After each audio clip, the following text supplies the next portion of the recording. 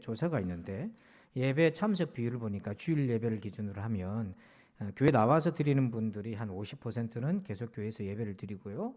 온라인으로 예배하시는 분들은 34%, 그 이후는 예배를 드리지 못하는 분들이 이렇게 있습니다.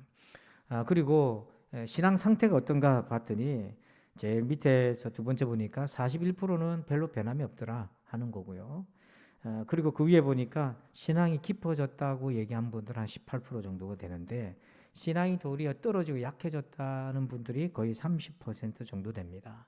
그러면 오늘 이 자리에 있는 여러분들은 신앙이 어떻습니까? 더 깊어지셨어요? 아니면 더 약해지셨습니까? 아니면 예전과 비슷합니까? 이렇게 보면 신앙생활도 좀 양극화가 이루어지고 있다. 코로나 때문에 믿음이 깊어지는 사람이 있는 반면에 믿음이 약해져 가는 사람들이 상당수가 있다 하는 거죠. 코로나19 이전에는요, 우리가 어떻게 신앙생활을 했습니까? 찢고 볶으면서 했지 않습니까? 그런데 지금은 그렇게 할 수가 없잖아요. 그래서 우리가 신앙생활의 두 번째 시즌에 들어왔다. 코로나19 이후의 시즌에 들어왔다. 자, 이때 우리가 어떻게 신앙생활을 해야 되나? 성경을 보면 예수님의 제자들도요, 이 시즌을 변화되는 걸, 계절이 변하는 걸 경험했어요. 첫 번째 계절에는, 시즌에는 예수님 뒤를 쫓아다녔어요. 육신의 예수님 뒤를 졸졸졸 쫓아다니면서 동행하고 배우고 야단도 맞고 기적도 역사도 옆에서 지켜보고 식사도 하고 잠도 자고 기도도 같이 했어요. 그런데 두 번째 시즌이 찾아왔습니다. 그건 뭐냐면 예수님이 더 이상 사람으로 계시지 않는 거예요. 예전처럼 예수님과 찢고 볶으면서 신앙생활 할 수 없는 시기가 찾아온 거예요. 어떻게 해야 되죠?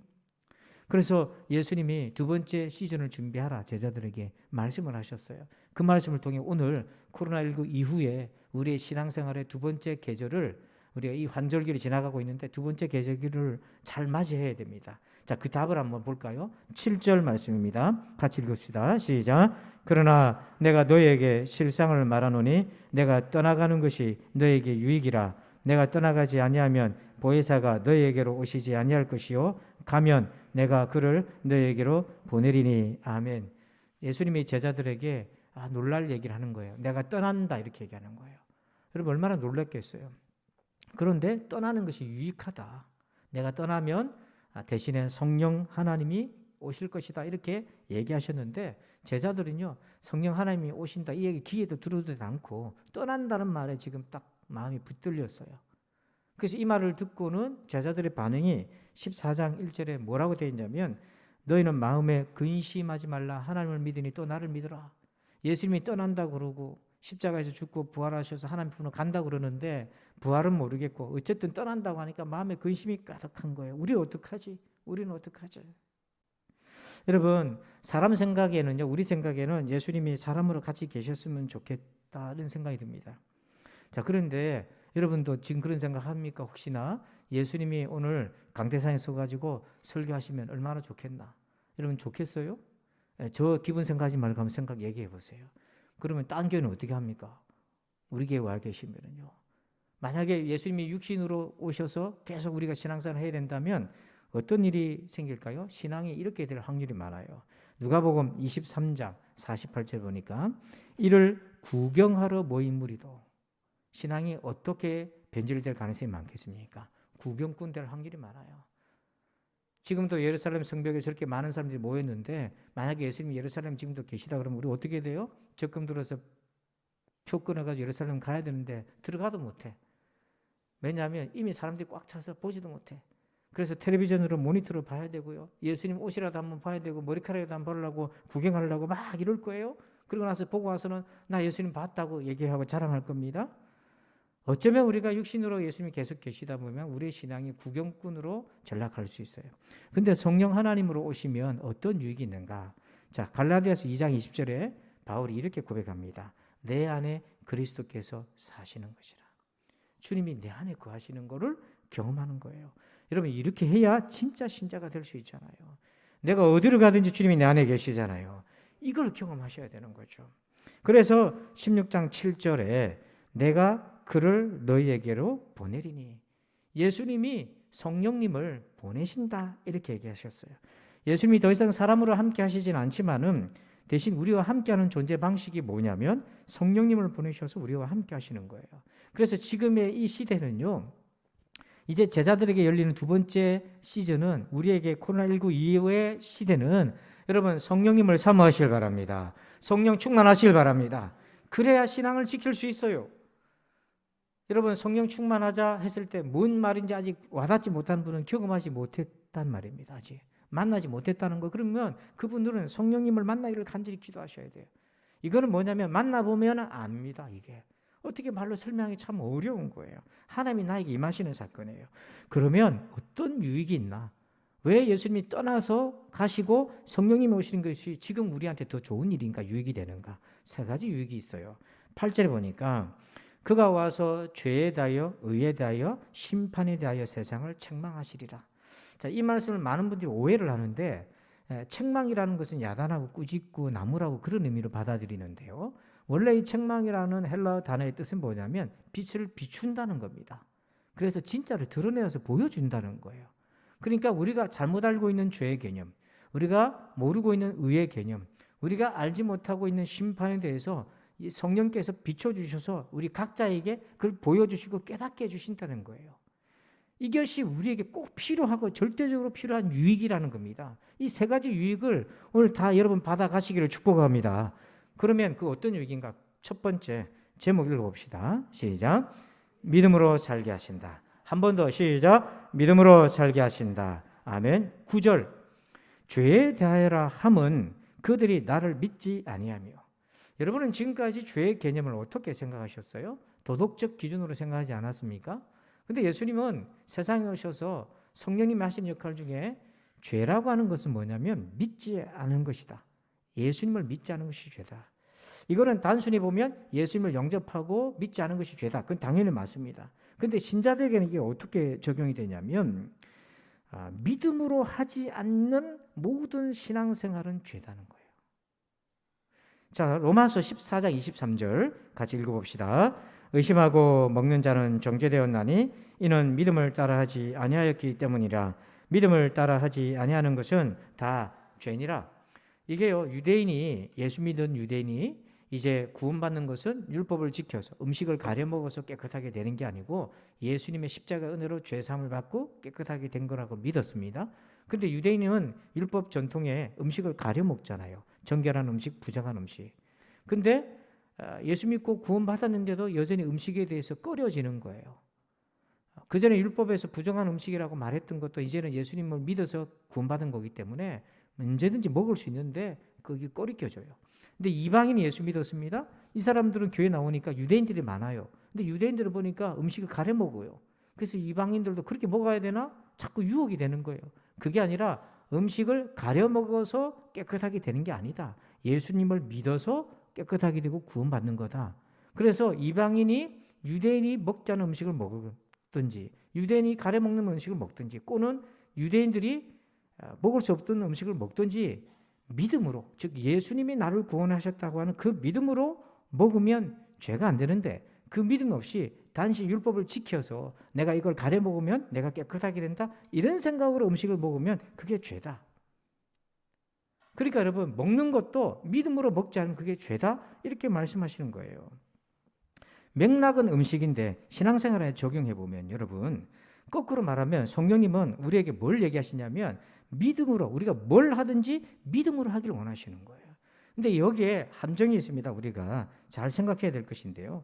아무리 그 행동이 좋아 보여도 믿음으로 안 했잖아요. 그건 죄입니다.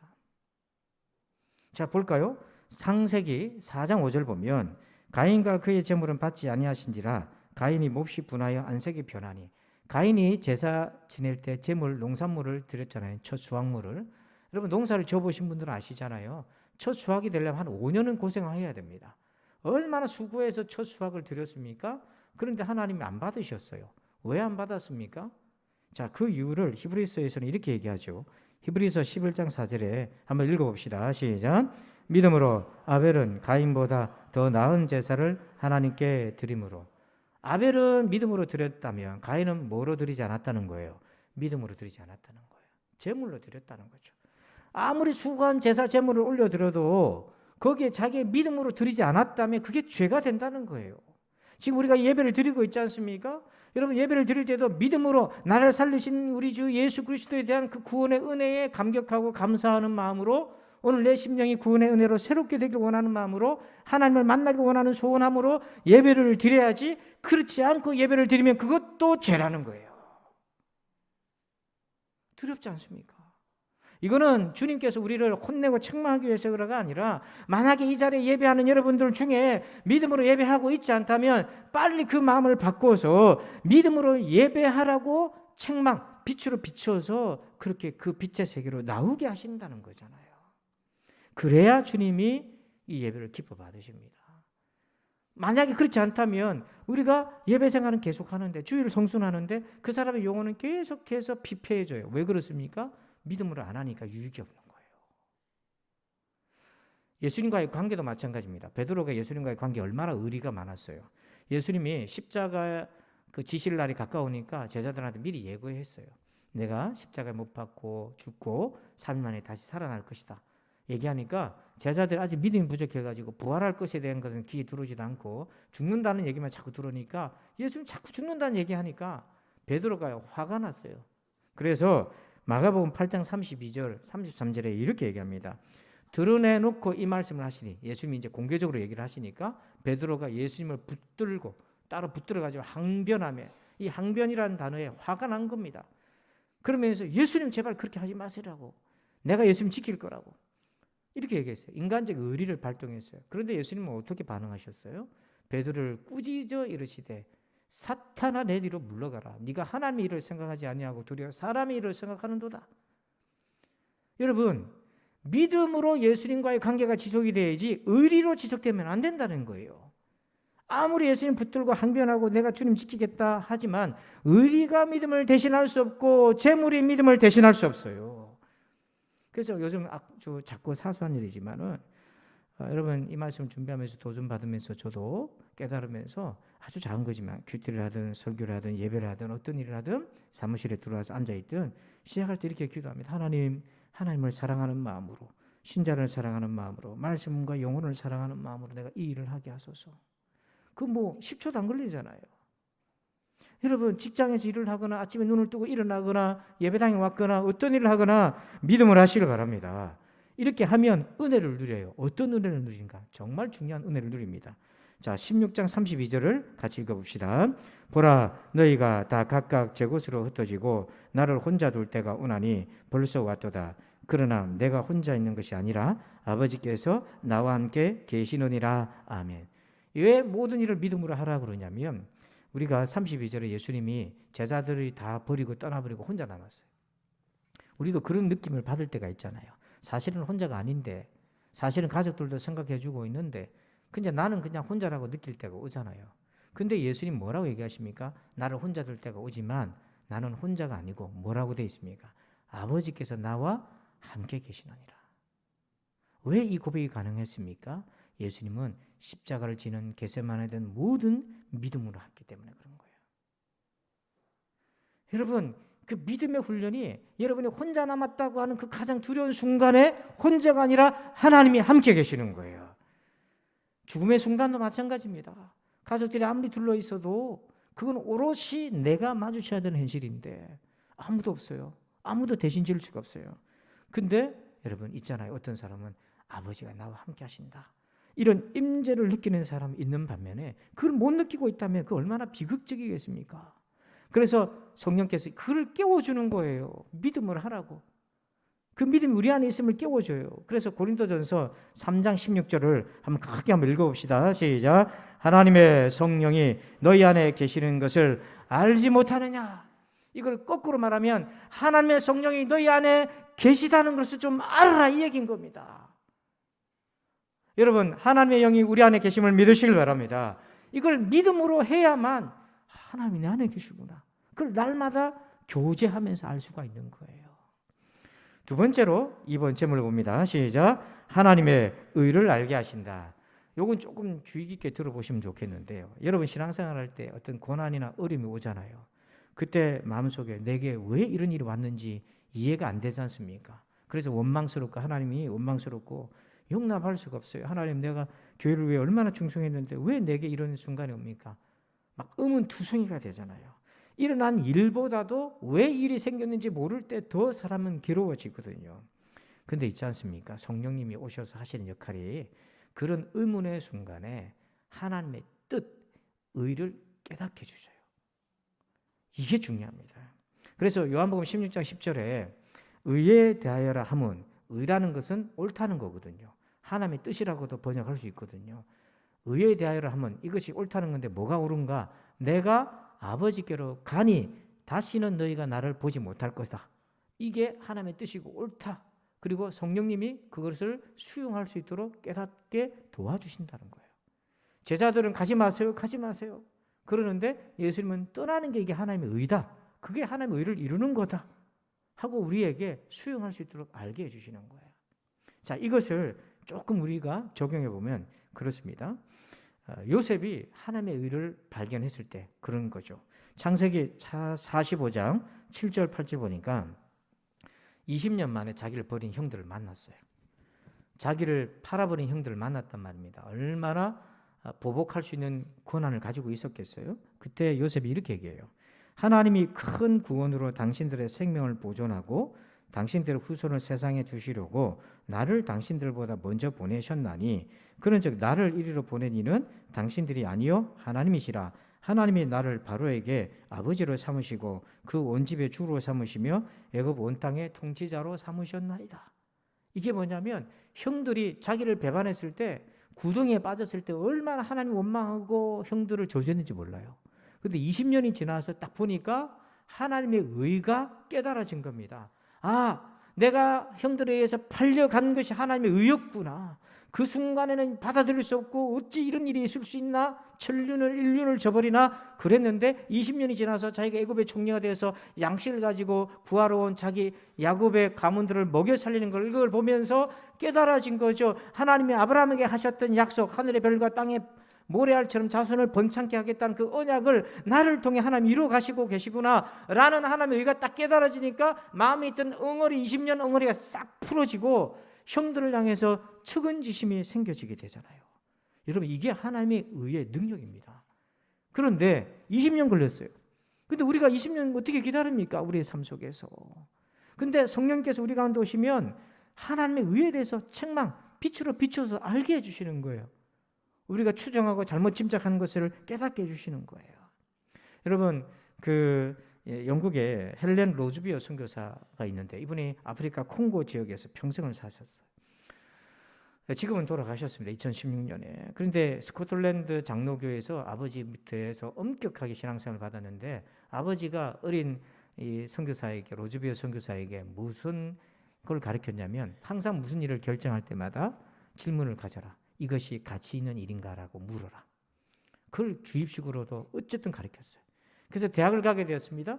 과를 정하고 진로를 정하는데 과를 딱 정했을 때 어느 대학을 가야 되나 했을 때 이것이 가치 있는 일인가라는 질문을 가지고 의대로 들어가기로 했어요. 그래서 의학을 전공하고 졸업할 때 이제 의사로서 어떤 직업으로 갈 것인지 어떻게 의술을 펼칠 것인지 고민하면서 또 질문을 던졌어요. 이것이 가치 있는 일인가? 그랬을 때 자기가 그냥 직업 의사보다는 선교사로 오지에 들어가서 가난하고 의료 혜택도 못 받는 그런 사람들이 살아야겠다 해서 콩고로 가겠다고 결심했어요. 그래서 콩고에서 선교를 하고 있는데 정말 오지입니다. 20년 동안 거기서 사역을 하는데 1960년대에 콩고에 혁명이 있어요. 군사혁명이 일어나가지고 백인들을 다 소탕하고 핍박하는 일이 생겼어요. 그래서 선교부에서 빨리 철수해라. 철수를 해야 될 그 순간에 또 질문을 던졌어요. 이것이 가치 있는 일인가? 철수하는 게 가치 있는 일인가? 질문을 던졌는데 자기 마음속에 철수하는 건 가치 있는 게 아니야. 내가 남아있어야 되겠다 하고 남아있은 겁니다. 남아서 어떤 일이 생겼습니까? 이 군인들에게 붙잡혀서 5개월 동안 감금, 폭행과 모진 고난을 다 당했어요. 그동안 모아놨던 서면 자료, 서류 자료, 의료 자료 이런 거 다 불태워 없어지고 인간적으로 온갖 모멸과 모욕과 고문을 다 당했어요. 그러면서 평생 처음으로 하나님께 원망했어요. 하나님, 이 일도 가치 있는 일입니까? 하고 하나님께 막 토로했어요. 묶여서요 온갖 괴롭힘을 다 당했다고요. 그래서 하나님, 이 지금 내가 당하는 것도 가치 있는 일이냐고요. 하나님, 도대체 왜 이렇게 하십니까? 라고 그렇게 하나님을 향해 부르짖을 때 어느 날 성령께서 이렇게 자기에게 말씀하시더래요. 너는 지금까지 무슨 일을 결정할 때마다 이것이 가치 있는 일인가? 라고 질문했잖니. 이제는 그 질문을 바꿔서 이렇게 물어봐라. 나는, 예수님이 얘기하신 거예요. 나는 너에게 가치 있는 존재이냐? 지금까지는 일에 대해서 이게 가치 있는 일이냐고 자기는 생각했는데 주님 물으신 거예요. 내가 너한테 가치 있는 존재냐? 가만히 이 얘기를 들으니까 어떤 깨달음이 오냐면 지금 당하는 이 고난을 주님께 영광 돌릴 만큼 주님이 그렇게 가치 있는 분이냐? 지금까지는 일에 대해서 이게 가치 있느냐라고 평가했는데 주님이 질문하시기를 내가 너에게 그렇게 가치 있는 존재냐? 라고 한번 물어봐라. 그러니까 순간적으로 어떤 깨달음이 오냐면 나는 이 고난 당하는 것이 전혀 가치가 없는 일이라고 생각했는데 그게 아니라 이 고난마저도 주님께 드릴 수 있는 산재물이 될 수 있는 거군요. 주님은 나의 이 고난도 받으시기에 합당하신 분이시군요 하면서 일에 포커스를 두었던 그의 마음이 예수님께로 옮겨가기 시작했던 거예요. 그러면서 어떤 고백이 나오냐면 맞습니다. 주님, 내가 지금 이 고난을 당하는 것도 옳습니다. 하나님 영광을 받으세요. 예수님 영광을 받으세요 하고 원망이 사라지고 예수님만 보기를 시작했던 거예요. 그러면서 이게 옳습니다. 하나님 뜻입니다. 하고는 하나님의 의를 경험하고 나니까 그 모진 5개월의 고난이 싹 사라지면서 그래서 나중에 풀려났고 이렇게 만신창이 된 몸을 회복하고 다시 콩구로 와가지고 은퇴할 때까지 거기서 평생을 그의 인생을 거기다가 헌신하게 됐어요. 여러분 우리도 신앙생활 하다 보면 하나님 왜 이러십니까? 이게 옳습니까? 이렇게 물을 때가 있잖아요. 각자 여러분 어떻게 그 답을 찾아가세요? 성경을 뒤져도 안 나와. 내 케이스가 안 나와. 안 나오는 것 같아. 말씀이 있는 거지만 나한테 하는 게 아닌 것 같아. 막 그럴 때 어떻게 하십니까? 기도할 때 성령께서 말씀으로든 설교로든 꿈으로든 사람들의 이야기를 통해서든 여러분의 양심을 통해서든 하나님의 의를 깨닫게 해주실 겁니다. 여러분 이런 은혜를 경험하시길 바랍니다. 이게 있어야 우리가 그 다음 갈 수 있어요. 마지막 세 번째입니다. 3번째 읽어볼까요? 시작. 담대하게 하신다. 자, 11절을 함께 읽어봅시다. 심판에 대하여라 함은 이 세상 임금이 심판을 받았습니다. 우리는 심판 그러면 예수 안 믿는 사람 지옥 가는 거고 죄 지은 사람이 지옥 가는 거죠. 이렇게 생각하는데 물론 맞습니다만은 예수님은 특정해서 이렇게 얘기해요. 이 세상 임금이 심판받았다. 이 세상 임금은 사탄이거든요. 마귀거든요. 귀신들이란 말이에요. 근데 이 얘기를 왜 하시나? 여러분 이거를 성령께서 계속 우리에게 알게 하신다는 거예요. 이 세상 임금은 심판을 받았다. 힘을 잃었고 예수님이 승리하셨다라는 걸 우리에게 계속해서 깨워주시는데 이게 어떤 의미가 있나? 33절. 자, 여러분들만 한번 읽어주실까요? 시작.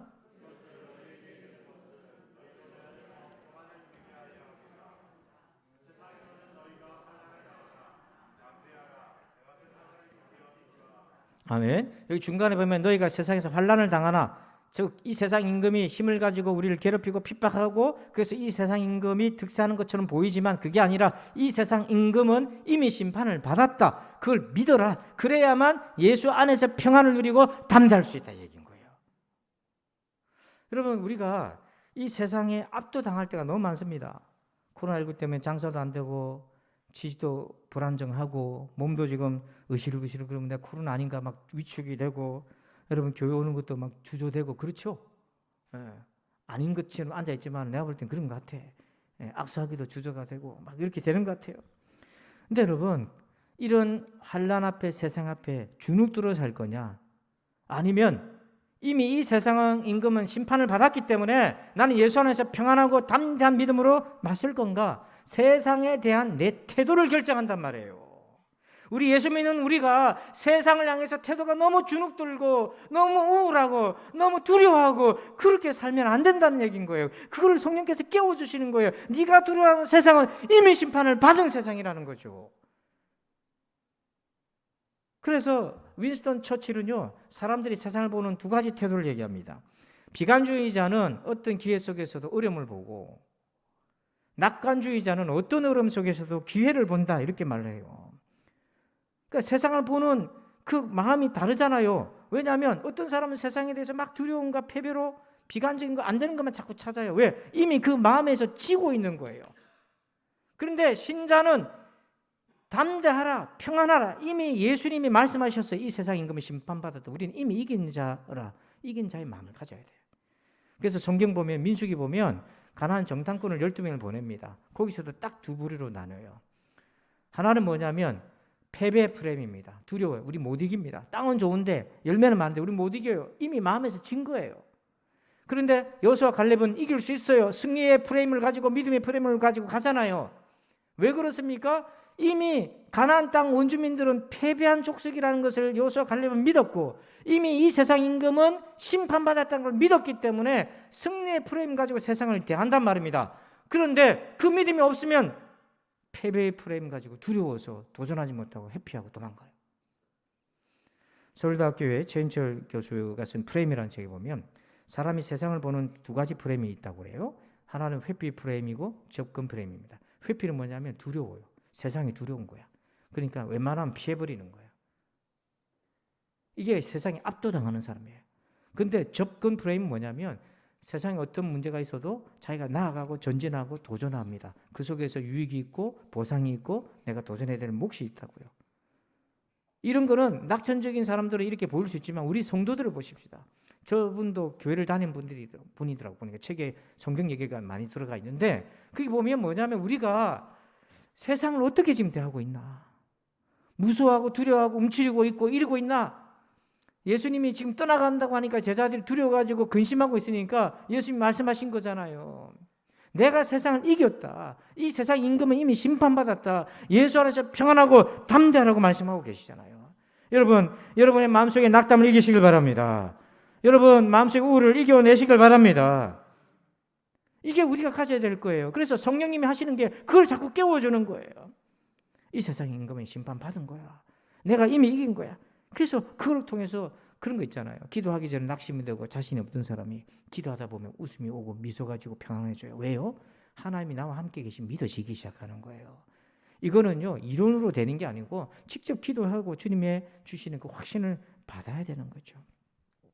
성도 여러분, 우리가 예수님이 진짜 사람으로 여전히 우리 곁에 계시면 좋겠다 이런 생각이 가끔씩 들 때도 있죠. 저도 그럴 때가 있어요. 아, 예수님 오늘 주일인데 내가 억수로 피곤한데 예수님 설교 좀 해주세요 하고 얘기하고 싶을 때도 있고요. 아, 예수님 지금 골치 아픈 일이 있는데 주님 좀 정리해 주시면 좋겠는데요. 예수님 우리 성도들이 아파요. 누가 아픈데요. 주님 좀 어떻게 한 번만 만져주시면 안 될까요? 막 이렇게 부탁하고 싶고요. 전화도 하고 메일도 보내고 막 그렇게 하고 싶어요.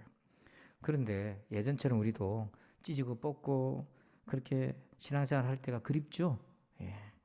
바바라 소리 안 할 테니까 그립다고 얘기 좀 해보세요. 근데 여러분 더 이상 제자들은 예수님을 사람으로 함께 하지 못합니다. 두 번째 시즌에 들어간 거죠.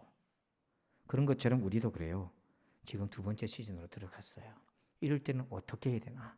성령님을 사모하시기 바랍니다. 세 가지 유익이 있습니다. 믿음으로 살게 합니다. 두 번째 하나님의 의를 알게 해주십니다. 세 번째 담대하게 도와주십니다. 그래서 이 코로나19 두 번째 시즌을 성령님과 함께 담대하게 살아가는 저와 여러분 되기를 주의 이름으로 축원합니다. 아버지 감사합니다. 오늘 말씀을 받았습니다. 이 말씀 붙들고 살게 도와 주옵소서. 아버지 떠나시는 것이 유익이고 가면 우리에게 성령 하나님을 보내신다 하셨는데 이 시대 성령 충만 받아서 주님 모시고 살아가는 이 귀한 믿음의 여정이 되게 하여 주옵소서. 감사합니다. 주님 예수님의 이름으로 기도합니다. 아멘. 할렐루야. 우리 좌우로 인사합시다. 우리 서로 축복하면서 인사합시다. 주님과 함께 합시다. 인사합시다. 성령 충만합시다. 인사할까요? 아멘. 날마다 우리 찬양 드릴게요. 이 찬양 드리고 축도로 예배를 마치겠습니다. 날마다 숨쉬는 순간마다 내 앞에 어려운 일 보내 주님 앞에 이 몸을 맡길 때 슬픔 없네 두려움 없네 주님의 그 자비로운 손길 항상 좋은 것 주시도다. 사랑스레 아픔과 기쁨을 수고와 평화와 안식을 날마다 주님 내 곁에 계셔 자비로 날 감싸 주시네. 주님 앞에 이 몸을 맡길 때 힘주시네. 위로함 주네.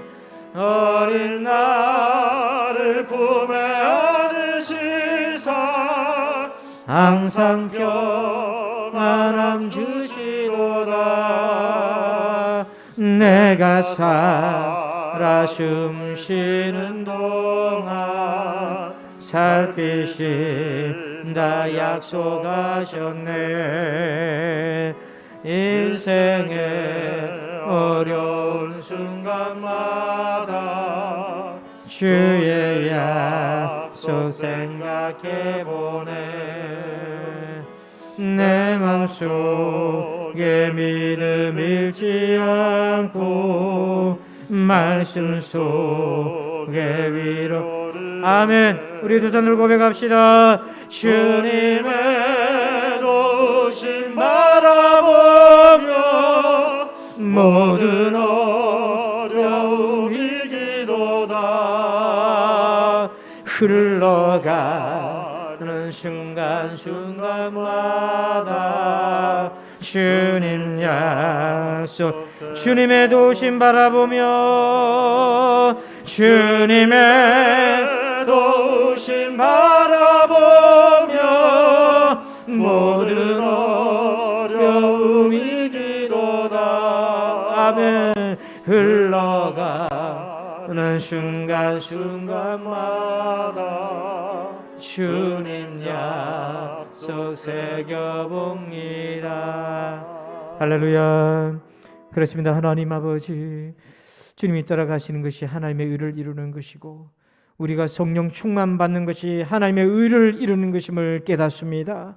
오늘 아버지 코로나19 이후에 우리의 신앙생활의 두 번째 시즌이 시작이 되었는데 첫 번째 시즌만 쳐다보고 아쉬워하지 않게 하여 주시고 하나님과 함께하여 주옵소서. 성령 충만하게 도와주옵소서. 성령과 동행하게 도와주옵소서. 하나님의 성령이 너희 안에 계시는지 알지 못하느냐, 이 말씀을 아버지 우리가 받고 믿고 의지합니다. 우리 성도들 매일매일 주님과 동행하게 하여 주시고 나 혼자가 아니라 아버지가 나와 함께하고 계심을 알게 하여 주셔서 무슨 일이든지 믿음으로 하게 하여 주시옵소서. 하나님, 그래서 주님과 동행하게 도와주시고 이미 이 세상 임금은 심판을 받았으니 담대하게 하시고 평안함을 더하여 주옵소서. 인생의 의문들은 그 순간에 성령님의 깨닫게 해주시는 조명의 역사가 충만케 하여 주옵소서.